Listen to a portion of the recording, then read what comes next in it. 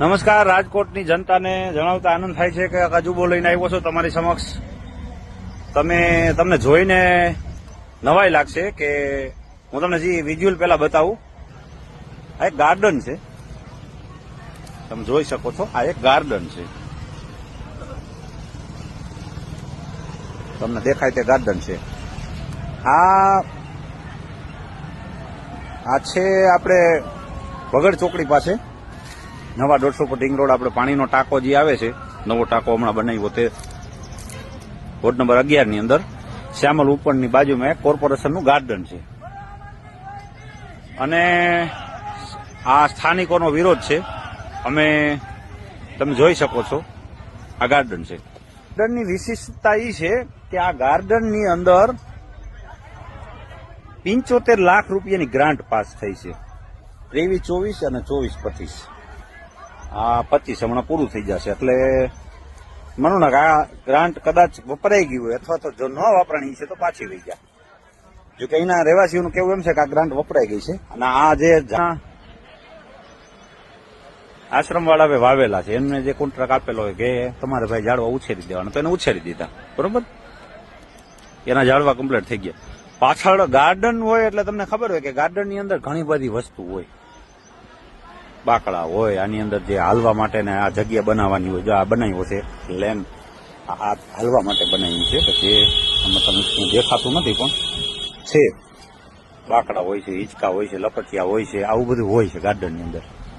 હવે આ ગાર્ડનમાં ધીમેથી પાણાનો ઘા કરશો ને તોય બહાર નીકળી જાય એવી પરિસ્થિતિ છે. તમે જોઈ શકો છો. નાનો એવો પથ્થરનો ઘા કરશો ને તોય બહાર નીકળી જાય એવી પરિસ્થિતિ.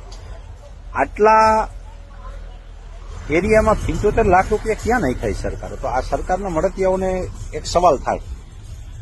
આવનારી કોર્પોરેશન આવે છે ને તમે જેને મત આપવું હોય ને આપજો, છૂટવો હોય ને છૂટજો. અમે નથી કહેતા કે આને પસંદ કરો, આને પસંદ કરો, પણ જેને પસંદ કરો એને તમારા હકના પૈસા ખવાય ન જાય, ઉડી ન જાય, કે કોઈ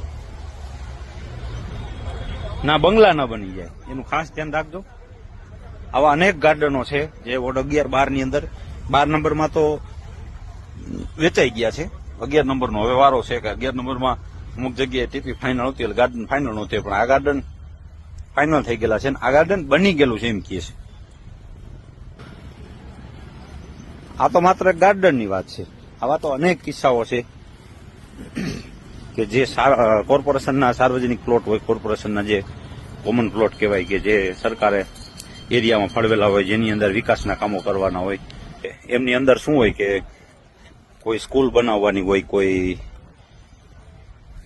આંગણવાડી બનાવવાની હોય, કોઈ ગાર્ડન બનાવવાના હોય, કોઈ લાઇબ્રેરી બનાવવાની હોય.